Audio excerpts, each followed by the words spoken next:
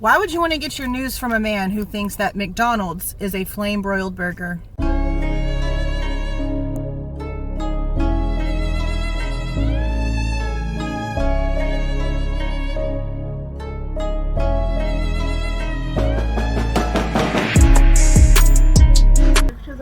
How can I help you? Hi, can I get a number 1 with extra pickle and the drink to be a Dr. Pepper? Would you like cheese on it? No, ma'am. Number 1 extra pickle, medium with a Dr. Pepper. Anything else for you? Nope, that's it. It's 10:27 at the second window. Thank you. Look at the out. Look at the out. And I always get extra pickles. Oh, there's a pickle right there. Everything stated in this video is my opinion and my opinion only, and just like everything else in these cases we discuss here on this channel, everything is alleged. Now, y'all are not here to watch me eat this burger, so I'm gonna go ahead and record what I'm actually here for. And I took a bunch of notes. I took notes on the video that JLR put out because he was saying all kinds of crazy stuff that doesn't make any sense. And now look, I'm not stupid, even though I don't really like him.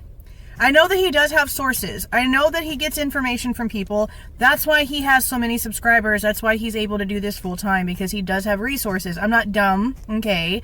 We all know that he's BFFs with Steve Goncalves, Kaylee Goncalves' father. And that makes legitimately no sense to me, because JLR was one of the very first creators to come out here and call them sugar babies and talk about them being on OF and all kinds of stuff. And I'm just like, why would you want to embrace somebody who came out here like trashing your child? That doesn't make sense to me. But then again, we know exactly how Steve Goncalves really truly is when it comes to his kids, or at least the ones he chooses to ignore anyway. That's not what this is about either. Now, one thing that JLR is stating, and I honestly don't feel like this is something that he would be making up, honestly, because he probably does have people talking to him from the jail. It really wouldn't surprise me at all. It really just wouldn't surprise me.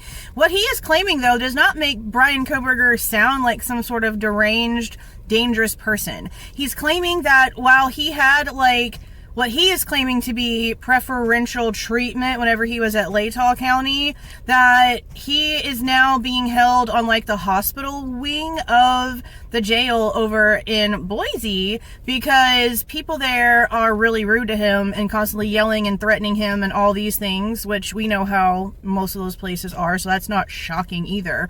But for JLR to sit there and be like, he's shy, he's meek, he's quiet, how am I supposed to feel like that's a man who's capable of doing the things that he's accused of? That's like the opposite. He's also apparently spending a lot of time in the law library, or at least he was whenever he was in Latah. But JLR says that he's still going to the law library, but then he also says he's not coming out much, and those two things are not the same. Unless not coming out much means like in general pop. I don't know. Something else he says that seems a little bit contradictory is that he's claiming that Bryan isn't getting any communications from his family. They're not visiting him, they're not video chatting him, they're not calling him, blah, blah, blah. But then he's also claiming that there's going to be some sort of jailhouse communications admitted at trial. And he's trying to claim that it's because law enforcement is having the family members of Bryan Kohberger that don't like him talk to him on the phone to like have those conversations and try to get information from him. I don't know how true any of that is, okay? All I know is that he's claiming that there is a family member from Las Vegas that doesn't like Bryan that's apparently been communicating with him on the phones, but I find that hella freaking ironic considering where Bethany Funk lives. So again, I don't know, but he's also claiming that the family has basically been threatened with aiding and abetting and obstruction and all these things, and that they're supposed to testify against Bryan, at least his father and one of the sisters. That doesn't make sense. None of that makes any sense whatsoever. For you guys that have been here for a while, y'all know who Willie is, if I say that name. That is somebody who actually went to school with Bryan Kohberger, and he's been out pretty vocal about trying to find out what the actual truth is, because none of this stuff adds up whatsoever. He was in my chat about a week and a half ago, and he was saying that their mutual friend Rich, that was hard to say, Rich was on mainstream media and has already been proven by all these networks to actually be affiliated with Bryan Kohberger. Well, Rich is also a mutual friend of Bryan Kohberger's that he has with Willie. According to Willie, Rich has recently reached out to Bryan Kohberger's sister. I don't know which one.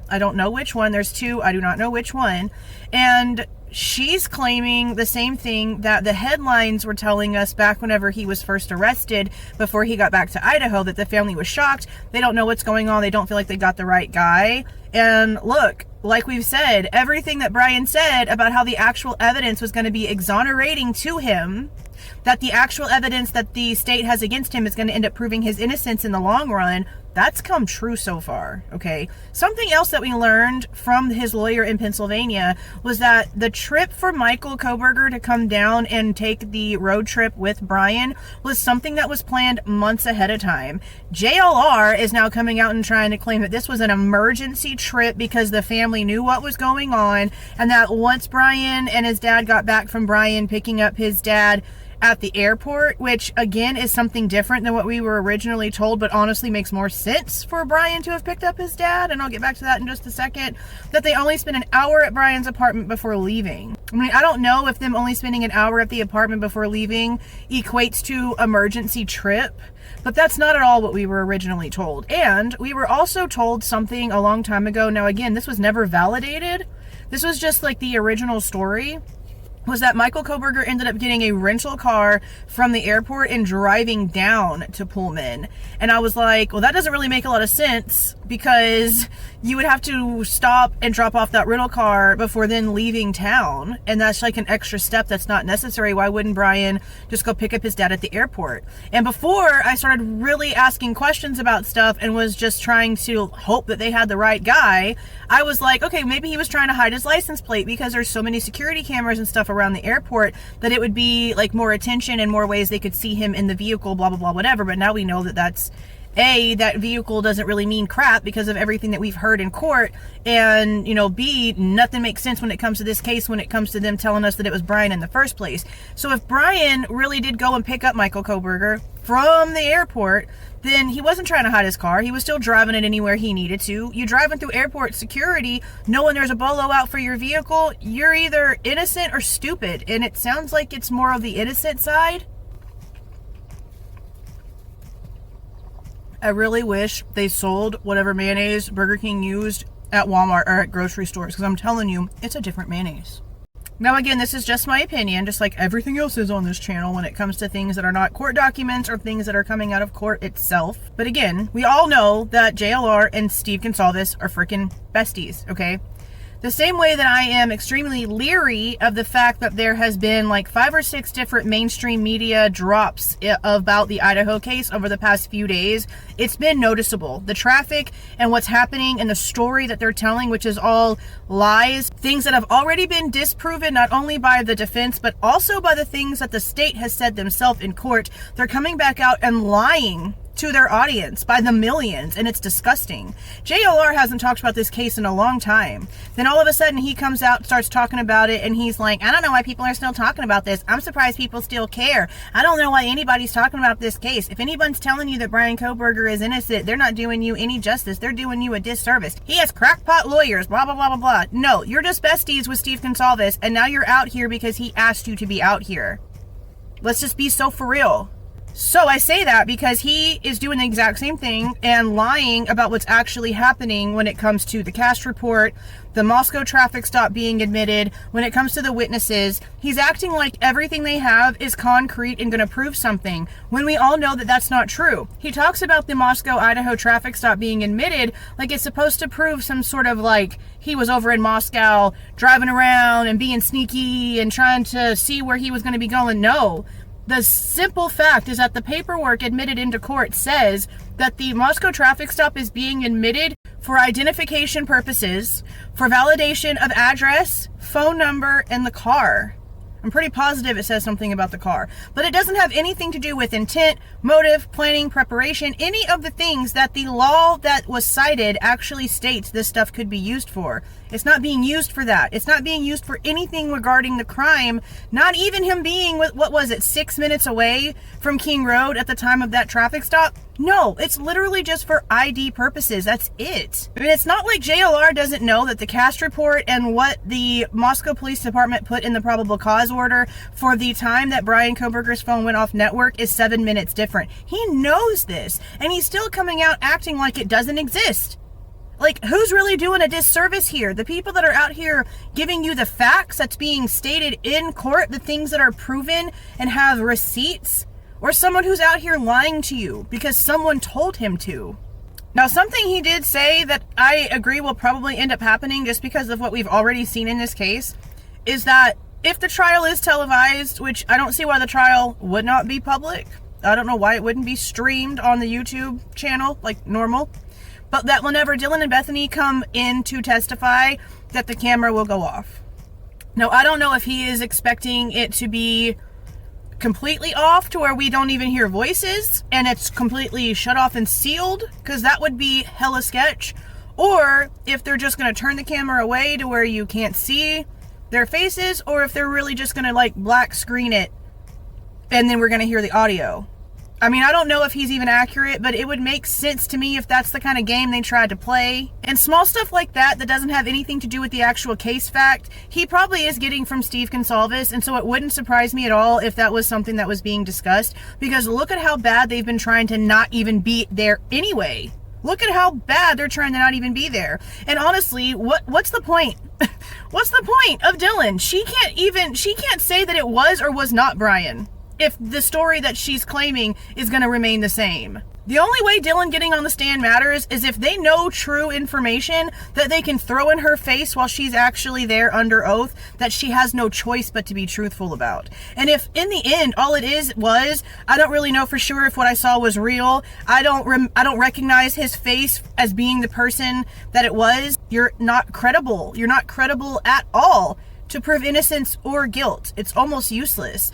But we still need to hear from her, because everything about her and Bethany's timeline is such a ginormous question when it shouldn't be. Now, for Bethany, she's supposed to have exculpatory evidence. Why they wouldn't show her face, I don't know, but that part right there really wouldn't shock me if it was true. And something else that he mentioned was something else that was also mentioned by Howard Bloom whenever he was talking to Megan Coley, and it was about the lethal injection thing probably going away and being replaced with the squad. All right, that's probably going to end up happening. It really wouldn't surprise me. They have been trying to use this case to push that, and if they do, and JLR has some sort of information stating that the death date for Bryan Kohberger will be expedited, that wouldn't really shock me either, because why wouldn't you want to get rid of your fall guy as soon as possible? I mean, honestly, it tracks. But here's the problem with that as well. While he's stating all these things about the firing squad and expediting the death date and blah, blah, blah, he's also trying to say that some sort of plea deal is happening. Now, I've had so many people come to me, which is the reason why I even watched this video to begin with, because that Scott Lawyer guy from Crime Talk or whatever the channel is, was coming out and saying, oh, there's talks of a plea deal, blah, blah, blah. He gets his information from freaking JLR, apparently, because JLR came out with that first. There's no documentation. That lawyer guy has no connections whatsoever to this case. He must be getting his literal information from JLR, which really shouldn't shock anyone, because what did we learn about the Fox 13 thing that we just talked about like 2 days ago? That these Fox 13 reporters that are out here acting like us, the keyboard crime fighters, are so bad, never even went to a presser. They were getting all their information off of social media, and that came out of their own faces.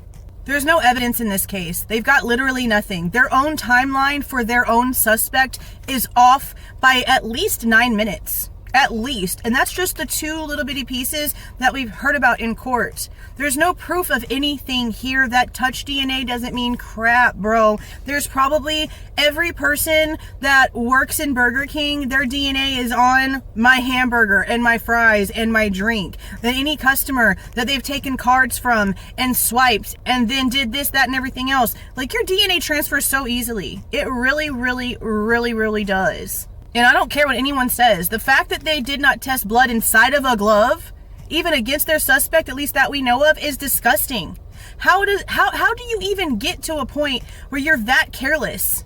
I just don't see how you can have a case that's so weak, also be claiming that there's going to be some sort of expedition for the death date, but then also claim there's going to be a plea deal so that he doesn't actually get the death penalty. You can't be coming out here giving contradictorial information and expect anyone to even care what you have to say. He also still seems to be on the concept anyway, that one of Bryan Kohberger's family members, most likely one of the sisters, was reached out to upload their DNA profile to GEDmatch or whichever platform, well, 2 different platforms now that we know of, that the feds used for the IgG information.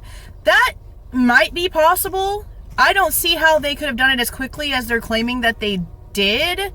But I don't know how true that can be, and it still go along with the whole illegally obtained DNA information gotten through all these loopholes and whatnot. Like, they can't be out here trying to prove the loopholes that were used if there wasn't really a loophole at all and a family member actually just uploaded a DNA profile and gave permission. It can't be both. And like I said, I agree that if he does end up getting convicted, that they're going to try to get rid of him as soon as they can. That's about the only thing that I really agreed with on all of this. But the plea deal situation is the reason why I did this video, again, because so many people were coming to me and being like, what do you think about this plea deal thing? And then there was also some real a-holes being like, oh, how are you going to feel whenever he gets a plea deal? How are you going to feel whenever he says that he did all this? Look, we've already said on this channel, if the facts start actually connecting, if something actually starts making sense, if they can prove one thing actually happened here, then that's what we're going to go off of, because this is facts over feelings, baby. I don't care if it ends up switching up. Right now, they're not proving it, and that's just the truth. They're not proving it at all, and it just is what it is. But I'm going to go ahead and finish off my burger. I want to know what you guys think about all of the stuff that's being discussed here, because apparently Crime Talk lawyer dude thinks JLR is credible enough to talk about the plea deal in his own series when there's no proof of that. And again, there's no evidence in this case. Why the hell would you plead when there's nothing there? Like, come on. Let me know what you guys think about all of it down in the comments. If you like the way that I present this information and give my opinion, please don't forget to leave a like on the way out. Subscribe to the channel if you are not subscribed already. And please don't forget to make sure that that notification bell is set to all so you don't miss any of my rants, reviews, reactions, updates, or deep dives. See y'all.